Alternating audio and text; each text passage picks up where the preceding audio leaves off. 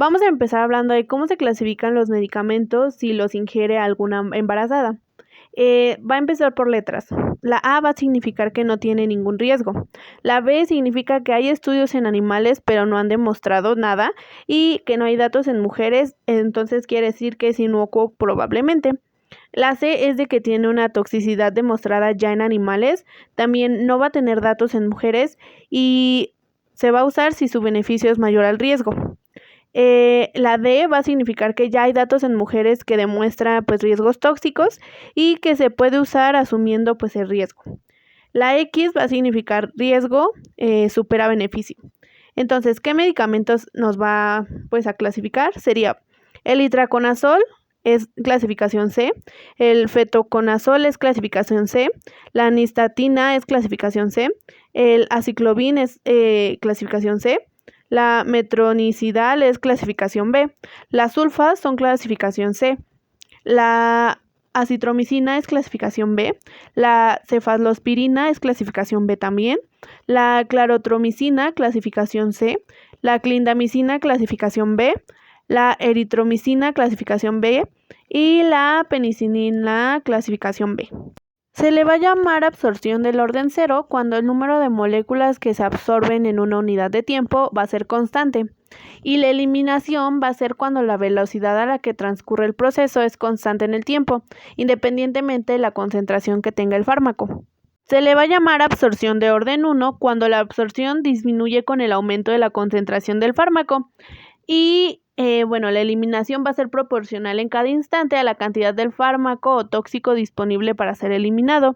Por ejemplo, si se toman 8, se van a absorber 8. Si se toman 16, se van a absorber 7. Si se toman 32, pues se van a absorber 6 y así sucesivamente. Por el contrario, en la orden 0, si se toman 2, pues se van a absorber 2. Si se toman 4, se van a absorber 2. Si se toman 8, se van a absorber 2. Si se toman 16, se van a absorber 2. Primero vamos a hablar del metabolismo a primer paso. Bueno, este se va a dar cuando hay absorción gástrica y la mayoría de arterias de este órgano van hacia el hígado, el cual tiene muchas enzimas que cambian al fármaco. Las principales reacciones son la oxidación, que es un conjunto de enzimas llamadas P450 del sistema oxidasa, nombrado CIP, más un número. Su función va a ser agregar un oxígeno a la molécula para hacerla más polar y más hidrofílica. Se necesita NADH y así se va a eliminar por el riñón.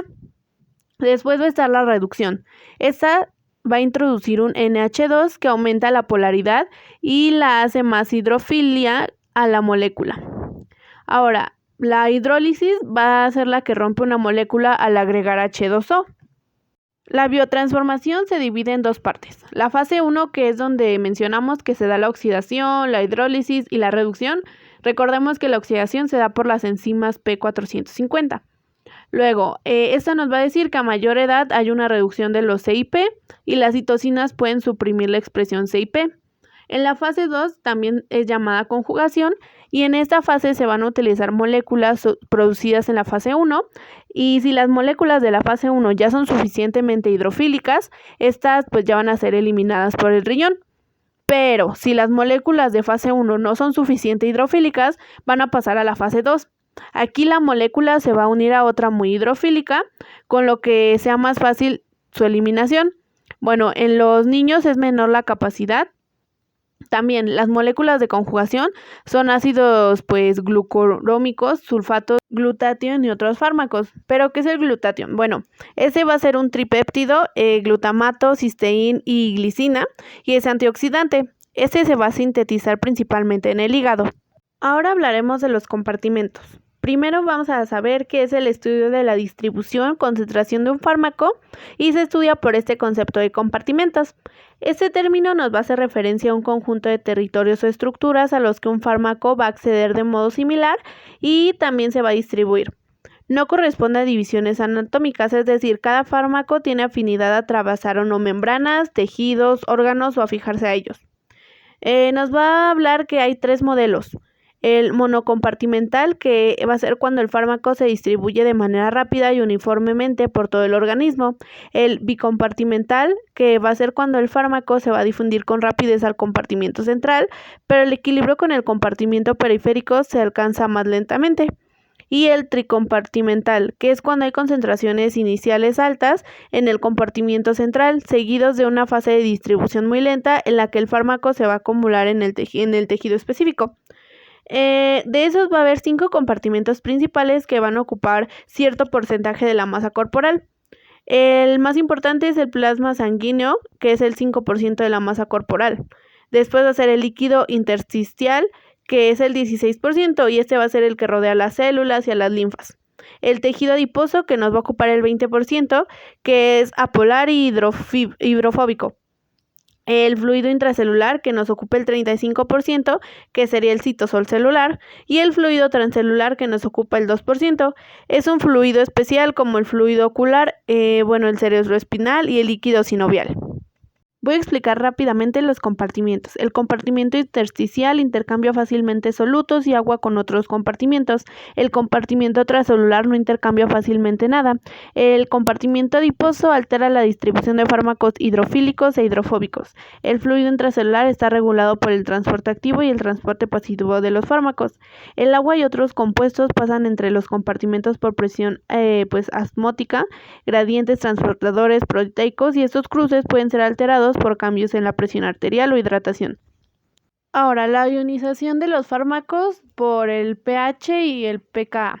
La cantidad de sustancia no ionizada va a ser la función de la constante de disociación. En este caso sería la pKa del tóxico y del pH del medio. La relación entre pH y pKa viene dada por la ecuación de Henderson-Hasselbalch, que es distinta para ácidos o bases, por ejemplo. Esto tiene mucho interés desde el punto de vista toxicológico porque las formas no ionizadas son más liposolubles y por lo tanto estas van a ser capaces de atravesar la membrana biológica.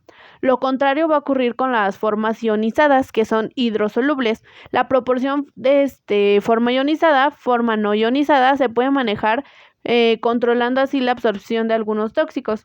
De aquí podemos sacar algunas conclusiones prácticas. Por ejemplo, los ácidos débiles están poco disociados en medios ácidos, que sería el estómago, y se absorben con facilidad al predominar las formas no ionizadas, que son los liposolubles. Desde el punto de vista, esas intoxicaciones se benefician de una alcalización gástrica. Todo lo contrario sucede con las bases débiles. El pKa, ¿qué nos va a indicar? Nos va a indicar cuando una sustancia tiene la mitad de sus moléculas ionizadas y la otra mitad sin ionizar. Es una situación estable que nos va a dar información sobre la capacidad de un fármaco para ver si atraviesa de forma pasiva las membranas. Vamos a hablar de la albúmina. ¿Qué es? Va a ser una proteína que se produce en el hígado, se encuentra en gran proporción en los linfocitos y va a ser la proteína de la sangre.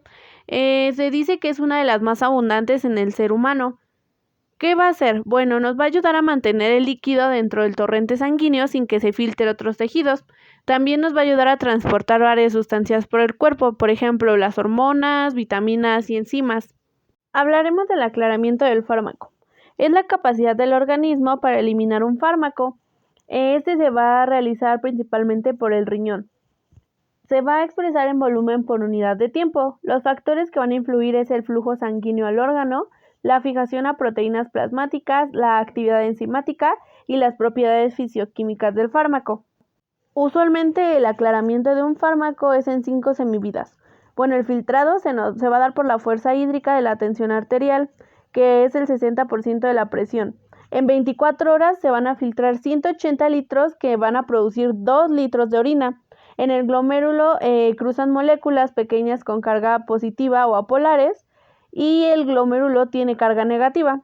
Los pasos del aclaramiento renal son los siguientes. Primero vamos a tener a la filtración y es por la presión sanguínea. Las moléculas pequeñas con carga negativa van a cruzar el glomérulo. La glucosa, la creatinina, ácidos, agua, muchas de esas moléculas ya son desechos, pero algunas no, como la glucosa. La creatinina ya es desecho, la albúmina todavía no lo es, ya que nos es útil. Después sigue la reabsorción. Muchas moléculas van a estar en el túbulo proximal contorneado. Algunas moléculas útiles se reabsorben al sistema sanguíneo, como la glucosa y el agua.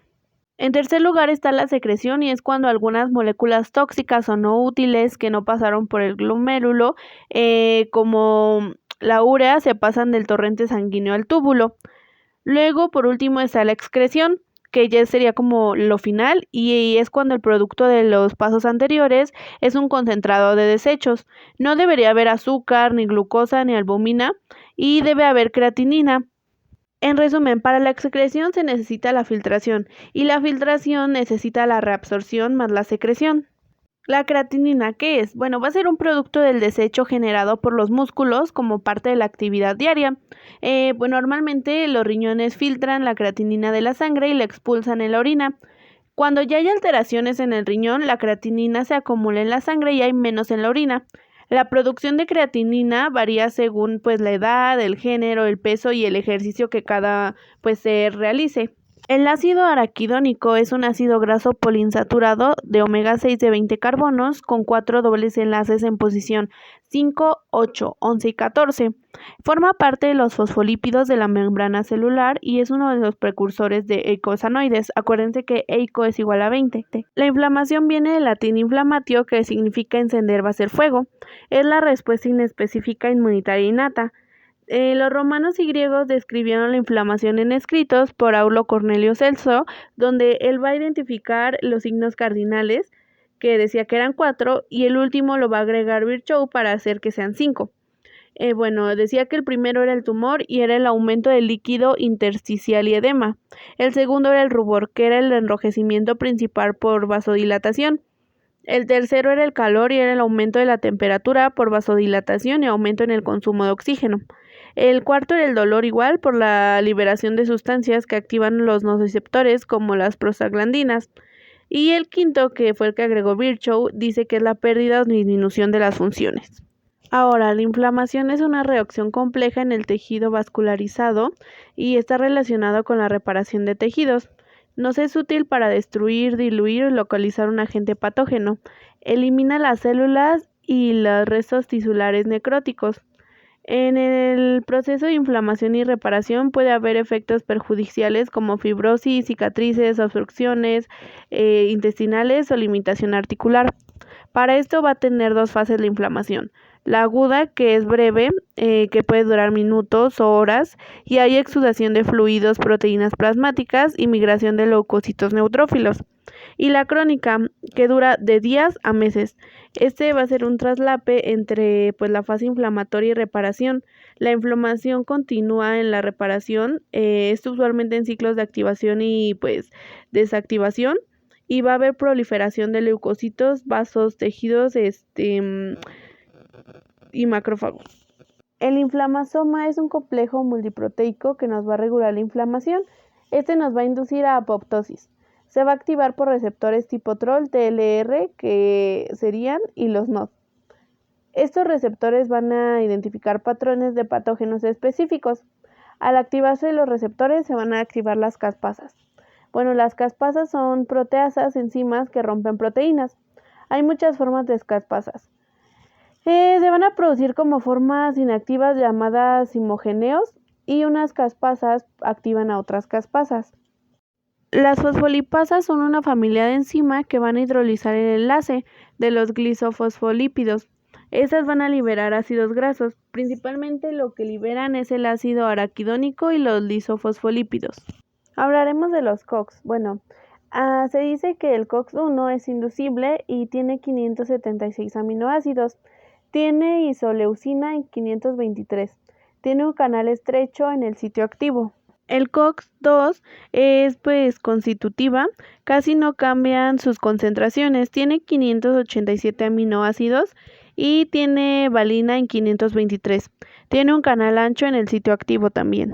Dice que existe un COX-3 y no se está muy seguro si es en verdad de su existencia o no, pero se teoriza solo en el cerebro. Las lipoxigenasas, conocidas como LOX, van a catalizar la oxigenación de ácidos poliédricos y van a originar los hidroxiperóxidos lípidos.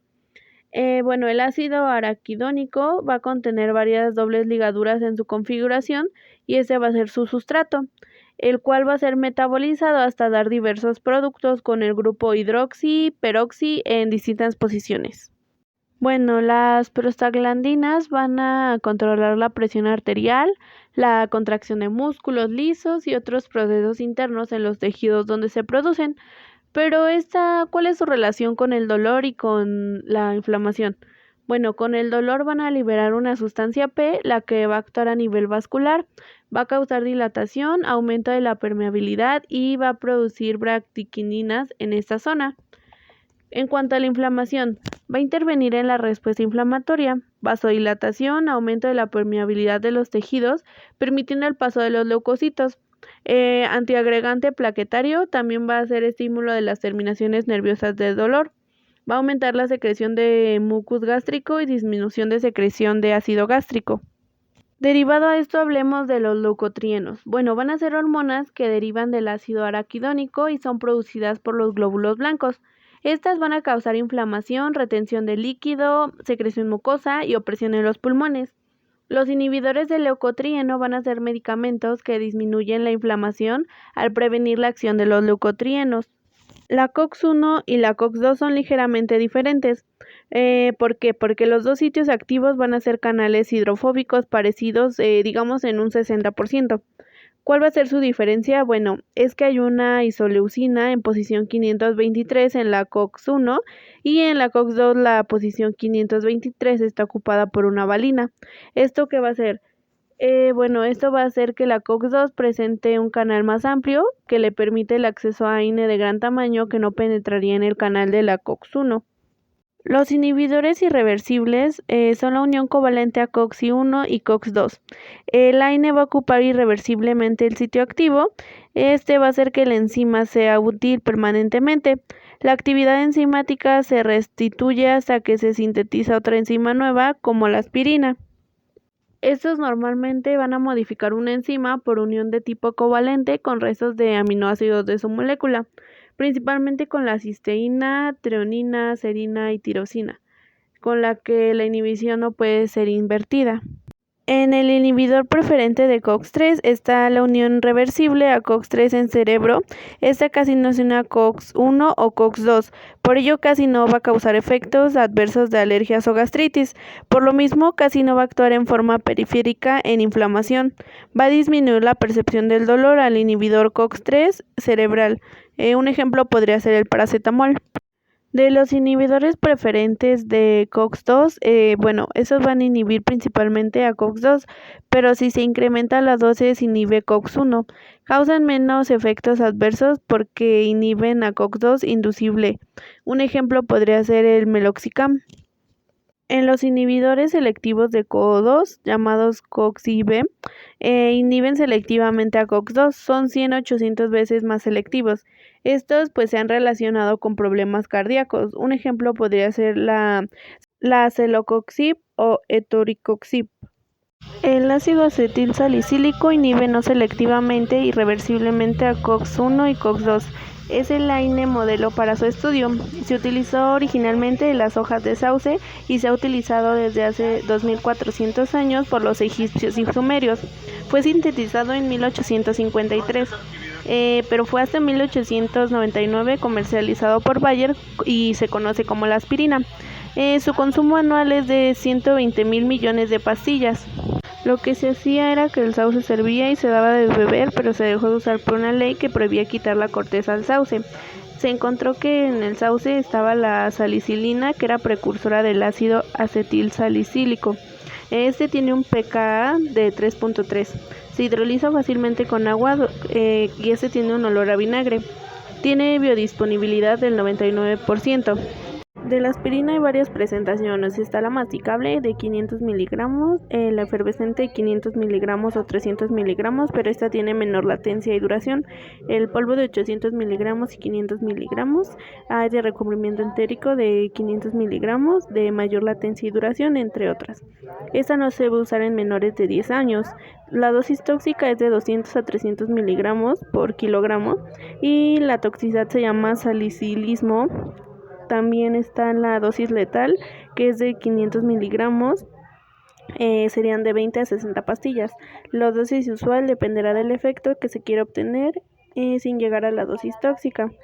Las dosis bajas son de 75 a 8 miligramos al día. La aspirina es el único AINE que disminuye el riesgo de eventos cardiovasculares. En el embarazo se prefiere el uso de paracetamol y se debe de evitar en el primer trimestre por el cierre prematuro del conducto arterioso. Hablaremos de la pseudoalergia. Bueno, la pseudoalergia es de que los AINES no inhiben al OX. Ese fenómeno va a provocar una desviación del ácido araquidónico a formación de leucotrienos, provocando cefalea, también provoca mareos, broncoconstricción y pues no se debe de administrar a los asmáticos. En la alergia verdadera ya hay presencia de urticaria, edemas, baja presión, taquicardia. De aquí es la eliminación por orden. La vida media va a aumentar con la dosis, recordando que el UM es el tiempo a que llega el 50% de concentración máxima. Por ejemplo, en 300 miligramos sería 3 horas, 600 miligramos 6 horas y pues 2 gramos a 9 horas. ¿Cómo va a actuar esta? Bueno, va a ser el ácido acetil salicílico, va a estar en la hidrosis de agua y va a pasar al salicilato. Después de ahí va a ser la conjugación con glutatión y 6 de glicina. Después va a pasar al glutatión, se va a conjugar haciendo más hidrosoluble. Después de ahí va a haber una depuración por riñón al 75% de la dosis y esta se va a eliminar. Al usar los AINES se debe definir primero si la utilización será aguda o crónica, también si la aplicación es con fines analgésicos o antiinflamatorios o antipiréticos, si la inflamación tiene componentes inmunitarios o si va a haber interacciones farmacológicas con medicamento que ya toma el paciente. La efectividad varía de individuo a individuo y sería más fácil suprimirlo en dolor en sus comienzos que uno establecido.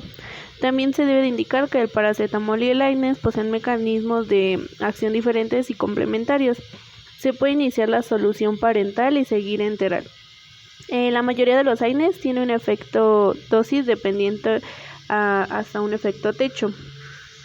También el AINES con los mismos mecanismos de acción son antagonistas. Algunos AINES son efectos de tiempo dependiente.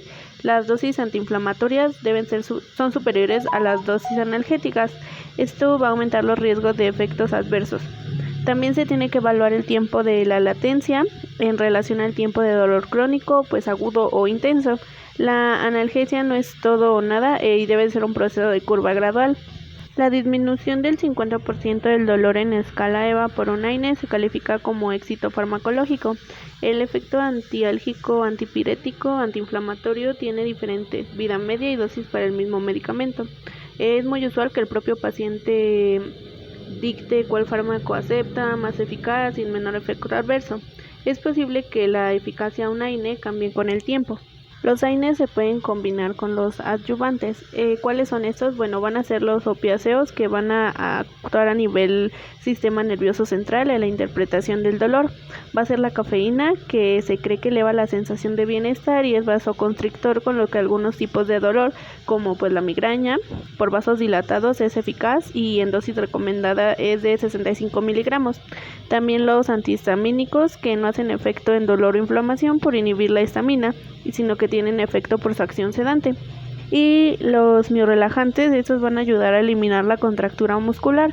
No se sabe su mecanismo de acción metacarbamol. Empezaremos por la clasificación de los AINES por su estructura química. El número 1 serían los salicilatos, estaría ahí el ácido acetil salicílico y el clonixinato de lisina. El número 2 estaría el indol acéticos, ahí se encontraría el acemetacina, indometación y oxametacina. El número 3 serían los derivados ariloacéticos, sería el diclofenaco, etodolaco y el ketorolaco. El número 4 serían los ácidos enólicos oxicanes, ahí estaría el meloxicam y el piroxicam. En el número 5 están los ácidos enólicos, que serían las pirazolonas, y estaría el metamizol.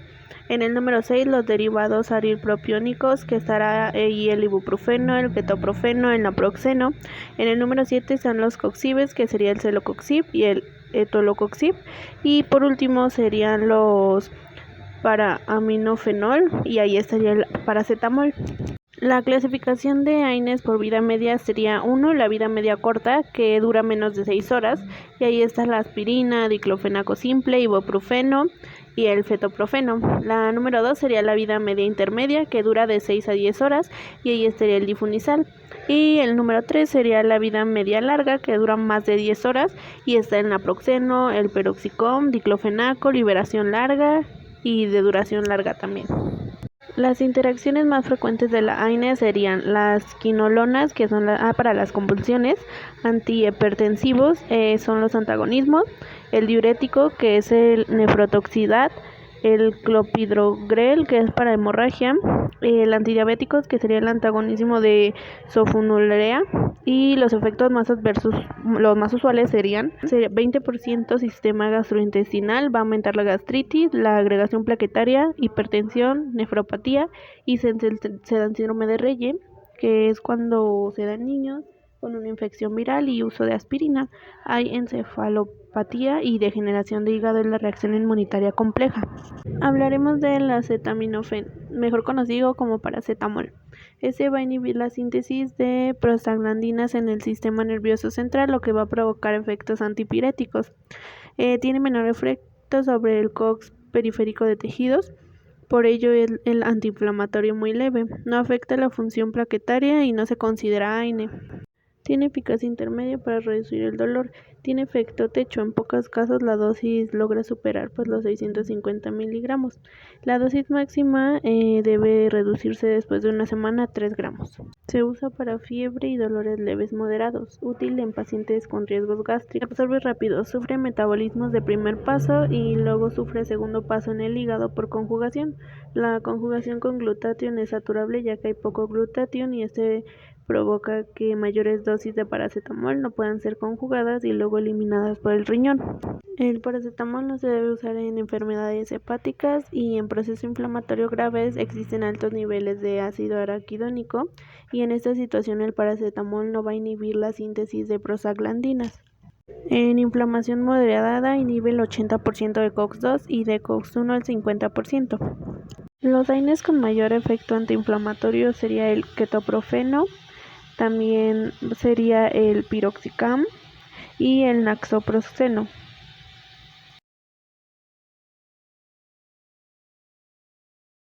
Los AINEs con mayor efecto analgésico sería el ketorolaco, también vamos a tener el cloxinato de lisina y por último el metamizol sódico. Los AINEs con mayor efecto antiespasmódico sería el metamizol, también tenemos al diclofenaco y por último sería el indometacina. Los efectos adversos del ácido acetilsalicílico sería la diarrea, el picazón, náuseas, erupción cutánea y a veces dolor de estómago. Los efectos adversos del ibuprofeno es estreñimiento, diarrea, gases o distensión abdominal, mareo, nerviosismo y zumbidos en los oídos. Los efectos adversos del naproxeno sería el estreñimiento, que es la constipación, diarrea, gases, sed excesiva, cefalea, que sería el dolor de cabeza, mareos, vaídos y somnolencia, que sería del sueño. El siguiente es un cuadro de analgésicos. Entre más signos de más tenga, más efecto tiene el medicamento. Por ejemplo, el ASA tiene 3 más en efecto analgésico, por lo que tiene un gran efecto analgésico. Pero si solo tiene un más, es un efecto muy tenue, a que si tiene 2 es intermedio. En el antiinflamatorio el ketorolaco va a ser leve, diclofenaco moderado, paracetamol leve, ibuprofeno moderado, metamizol leve, cloxinato de lisina leve, naproxeno potente. En el antipirético el ketorolaco va a ser leve, el diclofenaco moderado, el paracetamol potente, el ibuprofeno potente, el metamizol potente, el cloxinato de lisina leve y el naproxeno potente. En la gastropatía el ketorolaco va a ser grave, el diclofenaco más el misoprostol va a ser moderado y el diclofenaco más el misoprostol va a ser leve. El paracetamol va a ser leve, el ibuprofeno va a ser moderado, el metamizol va a ser leve, el cloxinato de lisina va a ser moderado y el naproxeno va a ser grave. En la nefrotoxicidad va a ser el ketorolaco grave, el diclofenaco moderado, el ibuprofeno va a ser moderado, el metamizol va a ser leve, el cloxinato de lisina va a ser leve y el naproxeno va a ser grave. En la hepatotoxicidad va a ser el ketorolaco va a estar en moderado, el diclofenaco va a estar en moderado, el paracetamol va a estar en grave, el ibuprofeno va a estar en moderado, el metamizol va a estar en moderado, el cloxinato de lisina moderado y el naproxeno en moderado. En la seguridad cardiovascular, el ketorolaco va a estar en moderado, el diclofenaco en moderado, el paracetamol en leve, el ibuprofeno en moderado, el metamizol en leve y el cloxinato de lisina en leve. En efectos sobre el sistema nervioso central, el ketorolaco va a estar en moderado, el diclofenaco en moderado, el paracetamol en leve, el ibuprofeno en leve, el metamizol en leve, el cloxinato de lisina en leve y el naproxeno en severo. En hipersensibilidad, el diclofenaco va a estar en moderado, el paracetamol en leve, el ibuprofeno en leve, el metamizol en grave, el cloxinato de lisina en leve y el naproxeno en grave. Las combinaciones de analgésicos. Bueno, un ejemplo puede ser cuando combinamos el diclofenaco más el paracetamol. Al efecto antipirético y analgésico del paracetamol se va a agregar el efecto periférico antiinflamatorio y analgésico del diclofenaco. Otro puede ser el diclofenaco más la colestaramina y este va a conservar la eficacia analgésica y antiinflamatoria del diclofenaco, pero con menos efectos lesivos sobre la mucosa gástrica. Podemos decir que los acetinofenos complementan el efecto analgésico y antipirético de un determinado medicamento.